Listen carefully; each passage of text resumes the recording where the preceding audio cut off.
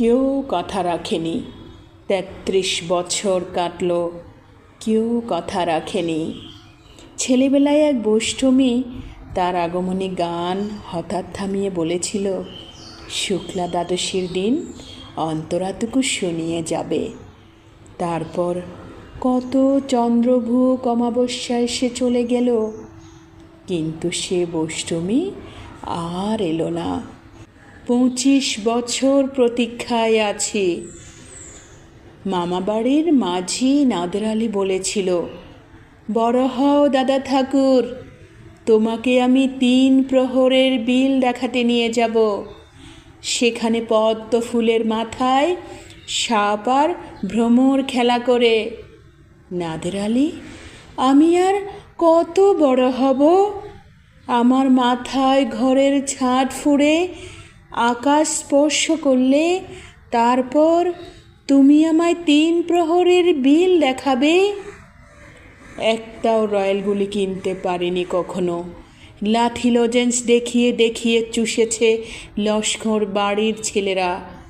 ভিখারির মতন চৌধুরীদের গেটে দাঁড়িয়ে দেখেছি ভিতরে রাস উৎসব। অবিরল রঙের ধারার মধ্যে সুবর্ণ কঙ্কণ পরা ফর্সা রমণীরা কত রকম আমোদে হেসেছে। আমার দিকে তারা ফিরেও চায়নি।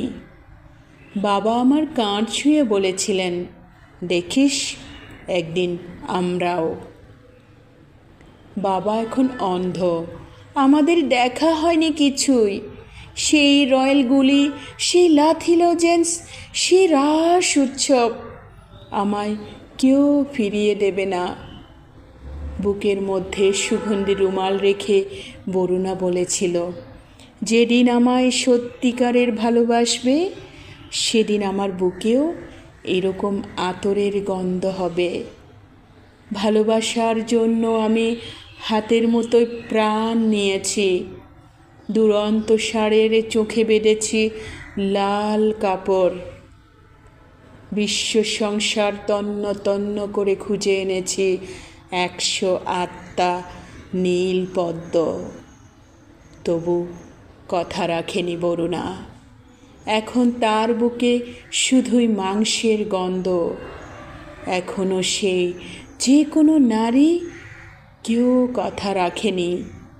৩৩ বছর কাটল, কেউ কথা রাখে না।